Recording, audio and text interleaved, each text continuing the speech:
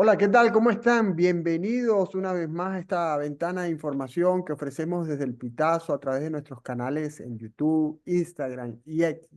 Siempre con el propósito de que usted conozca los acontecimientos, el análisis de ellos, los datos y para que al final de cuentas se haga su propia opinión, una opinión bien informada. Quiero recordarles que la entrevista del Pitazo cuenta con el patrocinio de Noticias Sin Filtro, porque si quieres estar siempre al día con las noticias más importantes, descarga la aplicación Noticias Sin Filtro, disponible para iPhone y Android. Búscala y bájala y utilízala.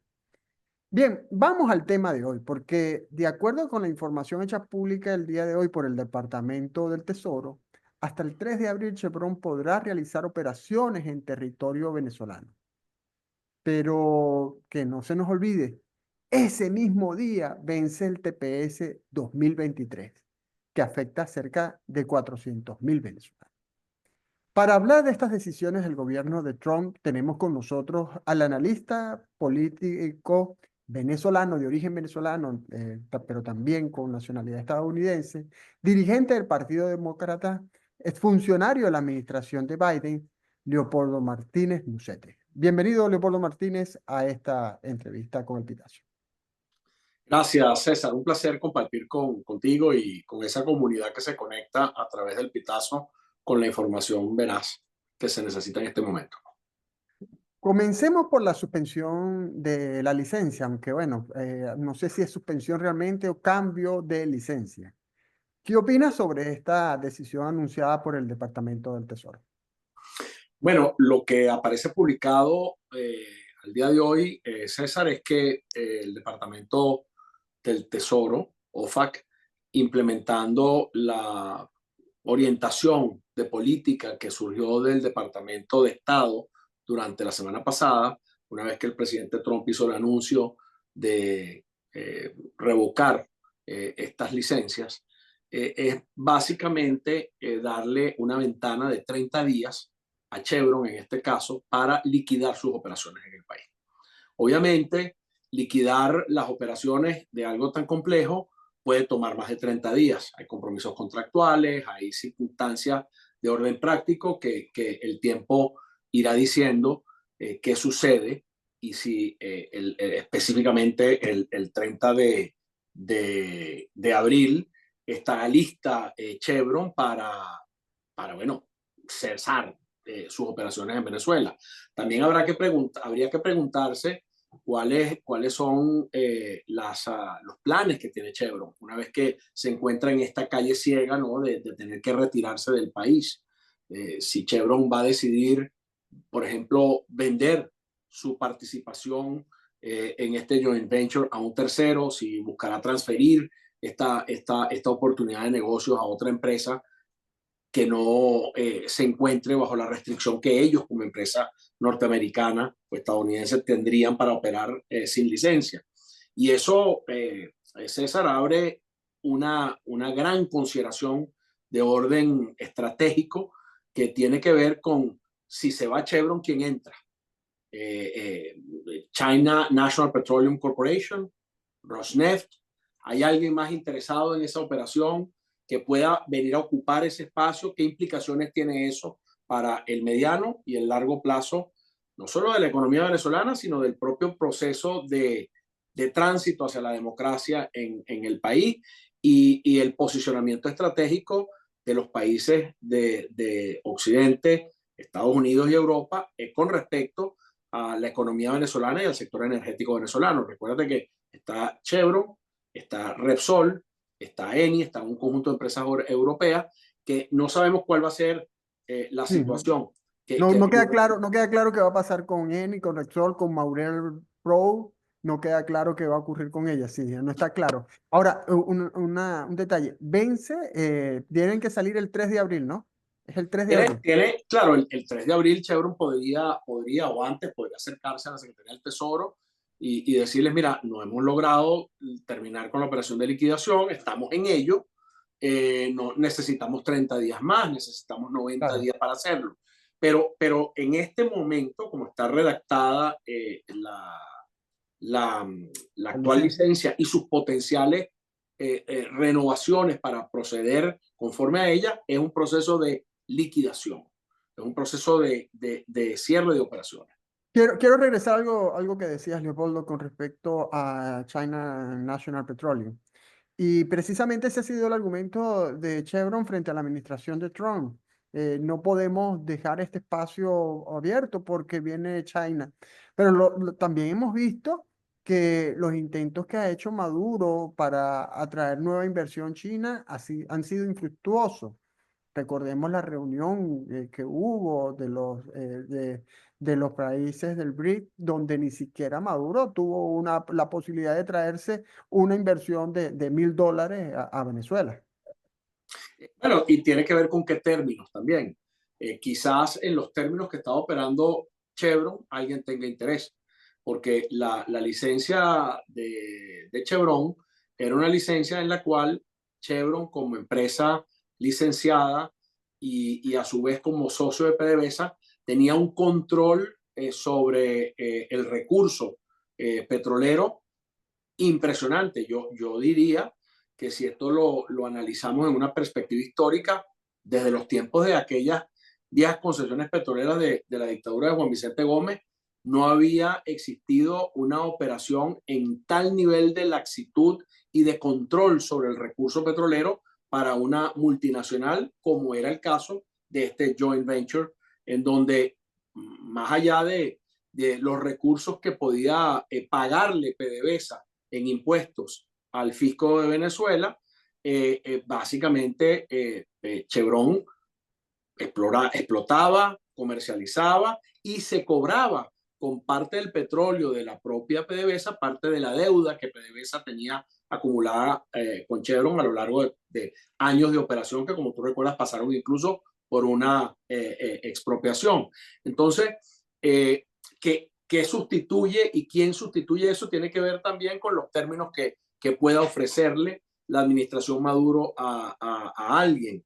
Y eso es una gran interrogante y puede ser que tampoco haya nadie interesado o en capacidad inmediata de absorber aquello, lo cual significaría ciertamente que la economía venezolana entraría en un proceso de crisis incremental, con consecuencias no solamente sobre el sector privado venezolano, y me refiero al sector privado incluso que mantiene independencia y que es resiliente frente a la situación que se vive en el país, un sector privado que no tiene que ver con la cleptocracia gubernamental, sino con empresas que históricamente han tenido una posición y han defendido su posición en Venezuela, que están muy conectadas a la presencia de estas empresas europeas y Chevron en el país. Recuérdate que una de las cosas que sucedía con esta licencia, incluso, y es también algo sin precedentes en la historia petrolera y fiscal de Venezuela, es que Chevron no le vendía los dólares al Banco Central de Venezuela, como era usual en el pasado, sino que esos dólares circulaban directamente en la economía a través del sector financiero privado.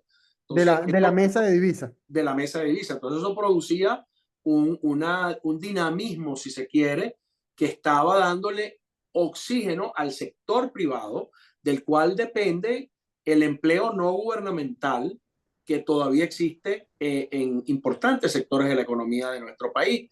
Entonces, Venezuela tiene un desafío tremendo sin esta licencia, y los Estados Unidos está abandonando desde el punto de vista de la ciudadanía estadounidense, de los intereses estratégicos de los Estados Unidos.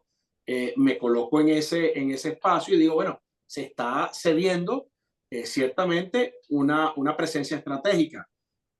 Obviamente, aquí está la idea de que esto puede producir, según lo opina el Departamento de Estado, según lo opinan los diputados de republicanos de la Florida, aquí hay la posibilidad de producir una crisis que abra camino a la transición política en el país, pero no es la primera vez que el régimen de Maduro se ha enfrentado a una situación de este tipo. Ha logrado sortear este obstáculo también en el pasado, no sabemos qué pueda suceder aquí. Y eso nos conecta con el tema de migración. no solamente las personas que están en Venezuela, ¿verdad? Que tienen una dependencia de su empleo en el sector privado, en la actividad comercial que puede existir en el país como consecuencia de la presencia estratégica de estas empresas, sino también el migrante que está hoy en Estados Unidos bajo la condición o la protección migratoria del TPS, que como tú bien señalabas, aquí hay dos fechas que que van a concurrir, porque la primera decisión que se han tomado dos decisiones con respecto al TPS. La primera fue revocar la prórroga de 18 meses que había acordado la administración Biden, que le daba la posibilidad a los titulares del TPS 2021 y 2023 de meterse en un nuevo solo proceso que le daba 18 meses de vigencia adicional a su protección migratoria y a sus permisos de trabajo. Revocado eso, vino la segunda decisión, que fue la revocatoria del TPS del 2023, que sus beneficiarios estarían sujetos a la finalización de esa protección migratoria a partir del mes de abril, precisamente cuando Sí. Chevron sabremos qué va a pasar con Chevron, si se fue definitivamente de Venezuela o si hay una prórroga para continuar en ese proceso de liquidación. Vamos a hablar luego más ampliamente del TPS, porque sí, realmente, como lo señalábamos al principio, es esta coincidencia del 3 de abril. A ver, pero ¿qué sabes, Leopoldo, de lo que surgió dentro de las filas republicanas para hacer que Trump cambiara de decisión con respecto a la licencia 41? ¿Qué pasó? Porque incluso ayer leíamos un medio de comunicación que comentaba que hubo una pequeña o a ver, como no una amenaza abierta y velada, pero sí un temor de que los congresistas republicanos de Florida votaran en contra de la aprobación del presupuesto, que se terminó aprobando, si mal no recuerdo, por 2 votos y al filo de la madrugada. ¿Qué sabe Leopoldo Martínez de lo que está ocurriendo en el Partido Republicano y lo que pudo llevar a Trump a cambiar de decisión?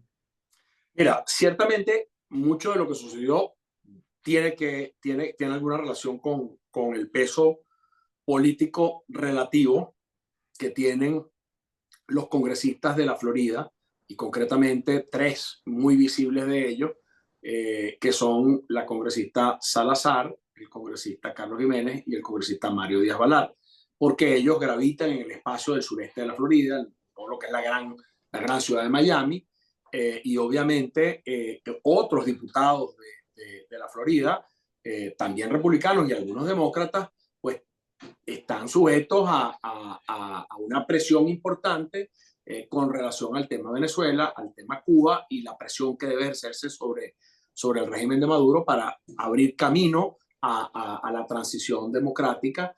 Yo había dicho en algún momento, incluso en estos días pasados, César, que yo sentía que Trump había roto con el consenso bipartidista que se sostuvo a partir de la Ley Verdad durante un largo proceso que inició en el 2015 con la administración Obama. Continuó bajo la administración Trump con sus tonalidades, y luego con la administración Biden, que era lograr una transición negociada a través de una política de presión e incentivo que tuvo su mayor inclinación hacia los incentivos durante el periodo de Biden para llegar a la elección del 28 de julio del año pasado, en la cual concurrió no solamente Edmundo González, sino María Corina Machado, pues estuvo detrás de la fórmula de Edmundo González, que terminó siendo la fórmula ganadora. Entonces, ciertamente fue un hecho sumamente irritante, si se quiere, inflamante en estas audiencias políticas y sus respaldos electorales, sus constituents, pues, sus electores en la Florida, que Grenell se sentara de pronto con Maduro a hablar de todo, pero no hablar de democracia, no hablar de Edmundo González, sino de la liberación de los americanos, y el tema petrolero quedara virtualmente en una situación que continuaba o daba continuidad al status quo. Entonces, allí yo creo que eso produjo cierto, cierto rubor, cierta incomodidad. Luego vino la decisión del TPS, o prácticamente concurrente con ello. Yo creo que eso abrió también un nivel de descontento importante en la población de la Florida. No tengo que explicarte a ti y a quienes nos escuchan cuántos venezolanos que, como yo, somos ciudadanos americanos, tenemos a algún familiar, algún amigo, algún allegado, a un ser querido dentro de ese universo de 600 y tantas mil personas que tienen uno de los dos TPS, para no hablar del paro humanitario, que también te cubre un porcentaje importante de la población migrante venezolana, casi unos 70.000 venezolanos que tienen paro humanitario. Entonces, obviamente que esto fueron un conjunto de decisiones que se metieron en la mesa del comedor de los hogares de los venezolanos, de los cubanos, de los nicaragüenses y de los haitianos. Pero recuerda que también se revocó el TPS a la comunidad haitiana, que es muy importante en el sureste de la Florida. Entonces, yo creo que eso abrió un espacio para que estos tres congresistas, junto con el secretario Rubio, comenzaran su gestión, porque Rubio también forma parte de esta realidad política de la Florida y es un ex senador que tiene un conocimiento muy íntimo de cómo funciona el proceso legislativo. Entonces, no olvides también a el asesor de seguridad nacional del presidente Trump, que es el exdiputado Walz, también un hombre de la Florida, cercano a todo este grupo, y la poco mencionada, pero muy importante figura en todo esto, que es la jefa de gabinete, la chief of staff del presidente Trump, Susie Wiles, que también es una persona de la Florida, vinculada a Rubio, vinculada a todos estos grupos. Yo creo que Grenell, me atrevo a especular, cuando regresa con los éxitos que se atribuye dentro de la coalición del presidente Trump por la gestión que hizo, comienza poco a poco a dar entrevistas, a hablar sobre este tema, le da una entrevista al Epoch Times y luego hace una intervención en la conferencia de CPAC, del PAC conservador, que básicamente es muy potente y muy poderoso dentro de la coalición de gobierno actual. Y en esas dos intervenciones señala o pone en la boca del presidente Trump que no hay interés en un cambio de régimen en Venezuela. Entonces, yo creo que si Grenell hubiera declarado menos y se hubiese dedicado más, como venía, a los hechos y a las conversaciones, quizás no hubiese producido una respuesta un latigazo, por así decirlo, tan violento, tan relancino por parte de estos sectores que dijeron, bueno, ¿cómo es posible esto? Creo, como tú, que no fue un tema de que dijeron no vamos a votar el presupuesto, sino que de manera muy bien orquestada lograron poner sobre la atención de Trump y los factores de decisión. Mira, esto nos puede hacer un daño importante políticamente en la Florida. Por otra parte, y yo diría que no lo podemos descartar, esto no se ha terminado, porque una cosa es la votación en las distintas etapas del proceso legislativo que tiene que ver con la resolución para dar continuidad al presupuesto. En los Estados Unidos no existe, como en otras legislaciones, la figura de la reconducción del presupuesto. Cuando no hay acuerdo sobre el presupuesto, se van acordando resoluciones continuas que por 30 días, por 90 días, por el tiempo que acuerde el Congreso, le dan autorización al Ejecutivo para seguir funcionando. Hay una que vencía o que vence ahora, justamente en marzo, precisamente, que ha sido complicado. Y lo otro es que Trump ha estado intentando lo que él llama una gran legislación de reconciliación presupuestaria, donde él quiere meter el tema del límite o el techo de endeudamiento, donde quiere meter los recortes fiscales que propone para los sectores que han estado muy entusiastamente apoyando su administración hasta ahora, las grandes corporaciones, los grandes capitales que están esperando una rebaja de impuestos adicional. Y Trump quiere meter todo esto en un solo paquete, que posiblemente sea la ley más importante a la que él le quiere dedicar tiempo en el próximo año y medio de legislatura. Tener todo ese gran paquete fiscal, todo ese gran paquete presupuestario, que incluye además autoridad para Elon Musk y Doge de seguir adelante con todo un proceso de reestructuración. Y allí es donde yo creo que está su prioridad. ¿Cuándo va a estar lista esa gran legislación? ¿Y cuántos votos necesita para aprobarla? Ciertamente los 3 votos de la Florida que hemos mencionado son básicos. La diferencia en la Cámara de Representantes está reducida ahorita a 4 votos a favor del Partido Republicano, nada más. Pero en el momento en que sea confirmada la embajadora ante las Naciones Unidas, esa diferencia se reduce a 3. Entonces, el margen de maniobra, yo creo que tiene mucho que ver con mantener a toda la coalición muy bien cohesionada hasta lograr estas aprobaciones legislativas que requiere Trump. Ahora, ¿qué pasa después de eso? ¿Qué pasa después de agosto, septiembre o noviembre, si es cuando eso ocurre? Que la administración Trump se siente ya en un territorio de confort. Bueno, no sabemos.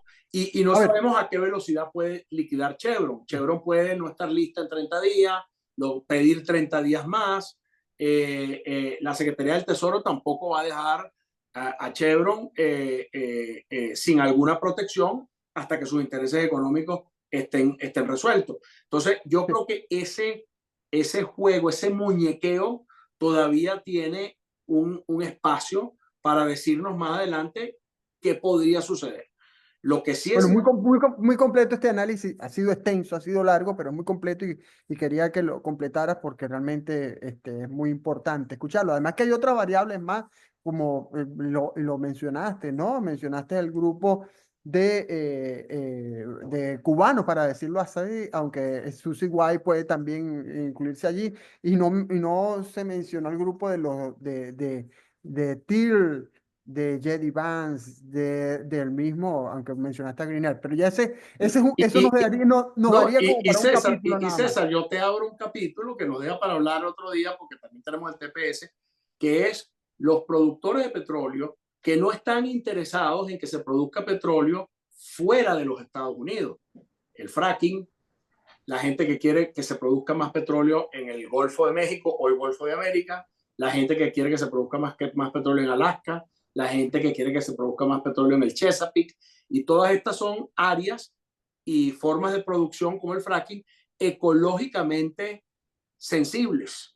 Entonces, aquí hay otros intereses también en juego, y eso tiene su lobby, como también están los intereses de Exxon, que tiene una presencia importante en Guyana, que se levanta como un posible competidor de Venezuela en el escenario energético desde el sur del continente. Entonces, todo ese complejo de intereses que tienen sus asesores en la llamada calle K de Washington, D.C., están haciendo su trabajo. Y no sabemos dónde terminan y concluyen todas estas cosas. El viernes pasado, cuando el presidente Trump anunció que iba a revocar la licencia del 41 a Chevron, dijo, bueno, señaló al expresidente Biden, a la administración del presidente Biden, por haber dado una licencia a Maduro que ayudó a mantenerse en el poder. Tú como miembro que fuiste del equipo del presidente Biden, ¿qué opinas sobre estas críticas que ha recibido la licencia de que, por ejemplo, que lo que sirvió fue para que Maduro se mantuviera en el poder? Mira, yo creo que toda la retórica política alrededor de eso cabe en el juego al cual juega Trump en esto de la polarización. O sea, para Trump siempre es importante polarizar, tensar la cuerda, buscar un culpable.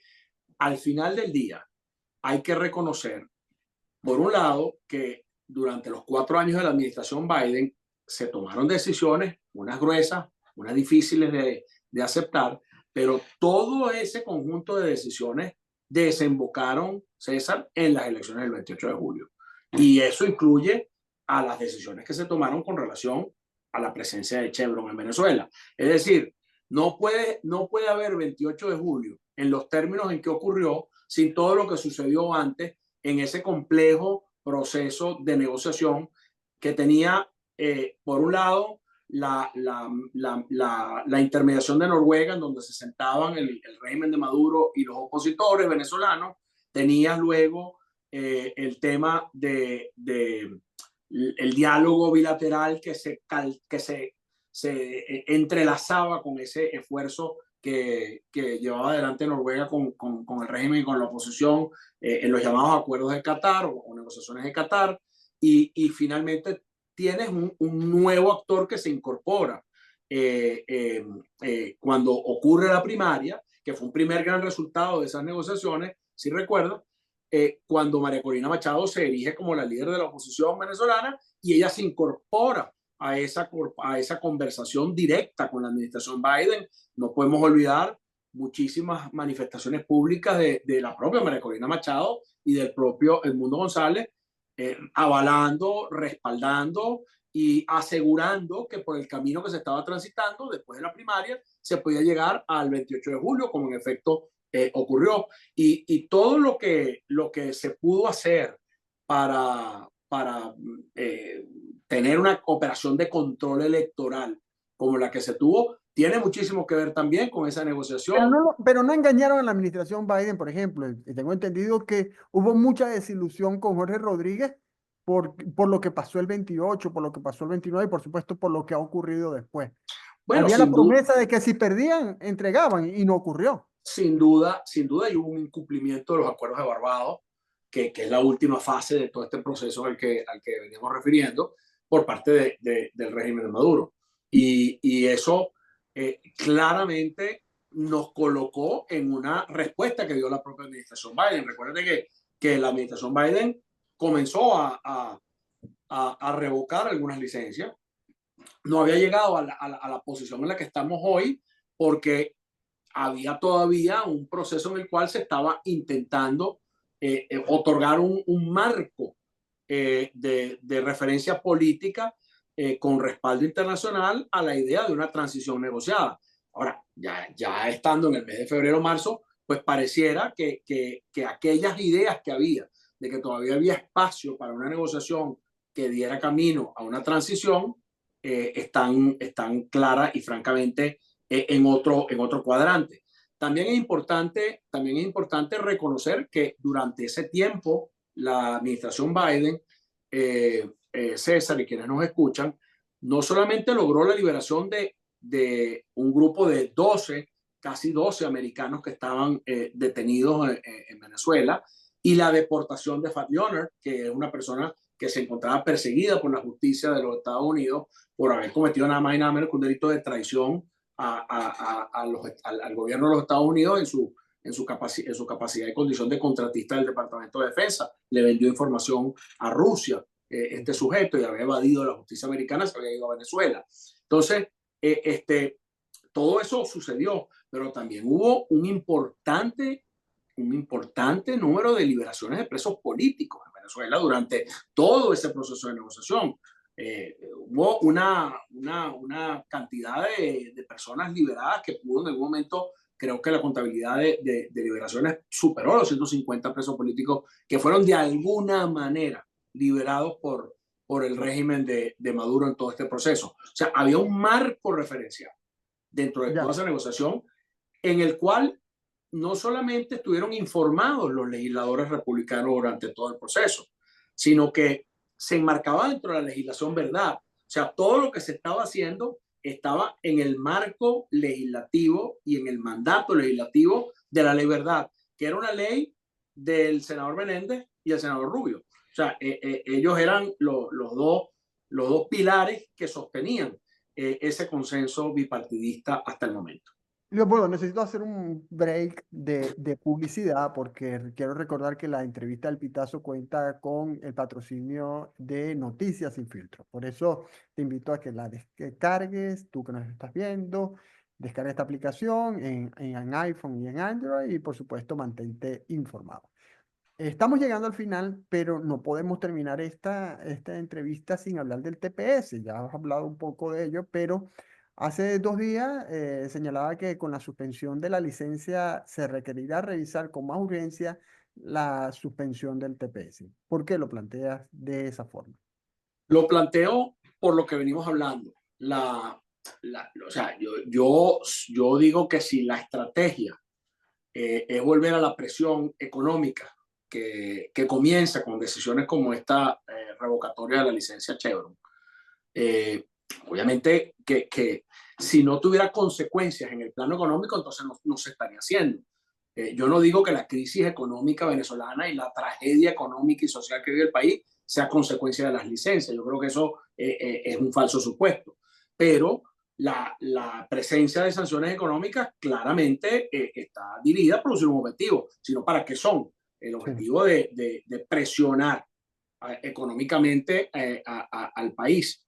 Hasta la fecha, el impacto que habían tenido en su momento de presión este tipo de sanciones se traducía en un flujo migratorio importante.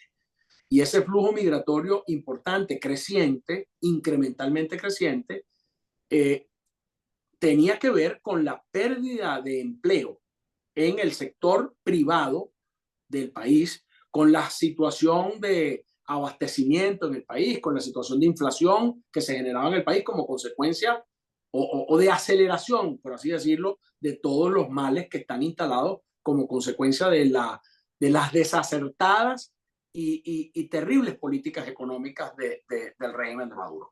No cabe duda. Entonces, mi pregunta es, ¿a qué estamos exponiendo al venezolano que recibió TPS? Y yo hablaba de la ruptura del consenso bipartidista porque una de las de los pilares de ese consenso bipartidista era el enfoque humanitario, es decir, responder a las consecuencias humanitarias de la situación venezolana y de las propias sanciones. Había unas inversiones que se hacían en los países de acogida a través de USAID. Esa inversión de USAID no está ya, no es posible. Y luego había en el país de acogida en los Estados Unidos la respuesta del TPS. Entonces, yo lo que he planteado es que esto hace urgente, sobre todo para quienes están en una situación vulnerable a partir de abril, revisar administrativamente las decisiones que se tomaron. El Departamento de Estado basó sus revocatorias, sus decisiones, César y quienes nos escuchan, en un supuesto que a todas luces hoy queda ratificado como falso, que era la concurrencia de Homeland Security y del Departamento de Estado en un examen de condiciones en el país que difería de las que había hecho la administración Biden en enero 10, según la cual habían mejorado notablemente las condiciones en Venezuela. Eso fue lo que dijo el Departamento de Estado bajo el liderazgo del secretario Rubio y Homeland Security para tomar la primera medida de revocatoria de la prórroga y luego la revocatoria del TPS. Bueno, eso es un falso supuesto, porque es tan falso el supuesto que hoy día la propia administración, con la decisión que toma sobre la licencia Chevron, ratifica que las condiciones no han mejorado. Las cosas se van a poner peor en Venezuela antes de que podamos ver algún cambio bajo este rumbo estratégico que ha tomado la administración Trump. Entonces, yo digo, bueno, hay que revisar esto del TPS. Si no se hace administrativamente, creo que hay una gran oportunidad que ocurra un proceso de revisión y de negociaciones a través de las acciones judiciales que se han emprendido, una en las Cortes Federales en California y otra en las Cortes Federales de Maryland. ¿Por qué? Porque en el año... Hay una tercera en Boston. Hay una tercera en Boston. Ahora, buena la aclaratoria porque está en la mesa también esa decisión que incluye también acciones legales que se han ejercido con el TPS de Haití. Hay ahora una cuarta acción judicial que tiene que ver con el paro humanitario de quienes lo recibieron, los ucranianos que recibieron paro humanitario, que fue el precedente que sirvió para establecer el paro humanitario a los venezolanos. Entonces, aquí hay un conjunto de acciones judiciales que se encuentran ejercidas ante tribunales que, sobre todo el de California, César, dictaron ya en el 2017 una decisión favorable a los beneficiarios del TPS de Honduras, Salvador, Nicaragua, Sudán y Nepal. Entonces, ¿cuál fue el precedente en aquella época que llevó unas medidas de amparo o de injunction? Es decir, mira, las condiciones no han mejorado. Y el TPS es ciertamente temporal, pero yo le respondo a la gente que me dice, bueno, y no es algo temporal, sí, pero la temporalidad está relacionada a condiciones objetivas que son apreciadas por estos dos organismos de la administración, Homeland Security y el Departamento de Estado. Yo dificulto que el Departamento de Estado pueda en estos juicios ir a sostener que las condiciones en Venezuela han cambiado. ¿Qué crees que pasará? ¿Qué pasará, Leopoldo?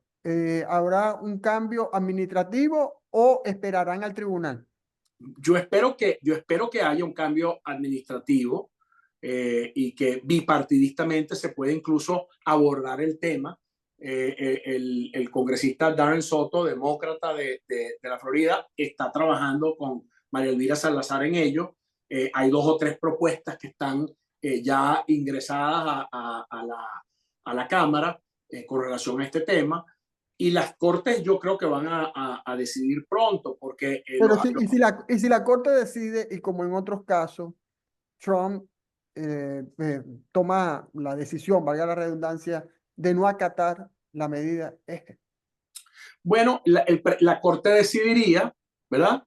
La administración desacataría el mandato genérico que significa la Corte, pero cada particular afectado puede acudir a la Corte en su propio proceso individual y decir, mira, yo me estoy apegando a esta decisión de la Corte. Entonces, sí. eso va a crear una complicación tremenda en la idea que yo creo que tenían algunos de los que están instrumentando esta política de deportaciones y esta política migratoria de la administración Trump, que era inducir a la autodeportación de un importante número de personas que se ven afectadas por la terminación del TPS. Porque sabemos que todavía los recursos necesarios para este plan, que a mi juicio es inhumano y absolutamente difícil de imaginar cómo se implementa, sin incluso encontrar nosotros consecuencias severamente graves para la economía de los Estados Unidos, que es lanzar a la calle a las fuerzas de ICE y a las fuerzas policiales a buscar gente indocumentada o gente que se encuentra expuesta a deportación por la terminación de su estatus. Bueno, eso es una operación costosísima, difícil y mucho más rápido. Y yo creo que Trump todavía alberga la idea de una imagen efectista frente a su electorado, que es, por un lado, ingresos por la frontera que venían bajando y que han seguido bajando, y por el otro lado, oye, gente que decide irse del país como consecuencia de estas inhumanas revocatorias del TPS. Entonces, yo creo que a eso se le puede poner una Bueno, contención por la vía judicial, se abriría un espacio para la negociación y la protección de un universo de migrantes que yo creo que es muy importante subrayar, César, porque uno de los argumentos que ha utilizado la administración es el argumento que tiene que ver con la criminalidad de la migración. Bueno, si nos referimos al caso de los venezolanos exclusivamente, creo que no hay documentados más de 800 crímenes cometidos por una persona de origen venezolano, un migrante de origen venezolano, durante los últimos 4 años. Y de esas 800 personas, muchas de ellas acusadas de cometer el crimen, otras ya sentenciadas por haber cometido ese delito. Pero estamos hablando de un universo de 600.000 personas. Las 800 que están involucradas en alguna actividad criminal no tienen TPS, ninguna tenía TPS. Y las 600.000 que tienen TPS, quienes nos escuchan y tienen un TPS saben que es prácticamente imposible que sea una persona con antecedentes penales o que haya cometido algún delito, porque ni para obtenerlo en la primera oportunidad ni para renovarlo podrías tener el estatus sin haber colocado tus huellas y haber hecho todo el proceso de revisión de los antecedentes de esa persona y haber consignado incluso la certificación de tus antecedentes penales en el país de origen. Entonces, la criminalidad de los beneficiarios del TPS, yo he venido insistiendo, se reduce materialmente a cero. Entonces no sí. tiene ningún sentido estigmatizar, demonizar a un universo de personas que se han incorporado activamente a la economía de la Florida, en Orlando, en Miami, en Tampa y en otras ciudades de los Estados Unidos. Esta población de 600 y tantos mil venezolanos con TPS son consumidores, son personas que hoy en día o han adquirido una vivienda o arriendan una vivienda. Son personas que tienen pequeños negocios y están muy bien asimilados en la economía de los Estados Unidos, están pagando impuestos. Algunos ya tenían mucho tiempo más que estos últimos 4 años en el país. y se acogieron al beneficio del TPS porque tenían alguna solicitud de asilo pendiente o cualquiera que fuera su situación, decidieron moverse al estatus del TPS y son gente que ya tiene a sus hijos, Sí. algunos de ellos ciudadanos en los Estados Unidos porque han nacido aquí. Entonces, esto es un tema que obliga a una reflexión muy profunda y yo he emplazado por eso a la diputada Salazar, al diputado Jiménez y al diputado Mario Díaz Balar a acompañar un consenso bipartidista en la misma forma que lo hicieron con esto de Chevron, encarar a la Ok. administración y decirle, mira, esto no está bien. Sí. Bueno, Leopoldo Martínez Ucete, muchas gracias por esta entrevista. Quiero recordar que esta entrevista es realizada con el patrocinio de Noticias Sin Filtro y que esta entrevista quedará en nuestros espacios de Instagram, YouTube y X.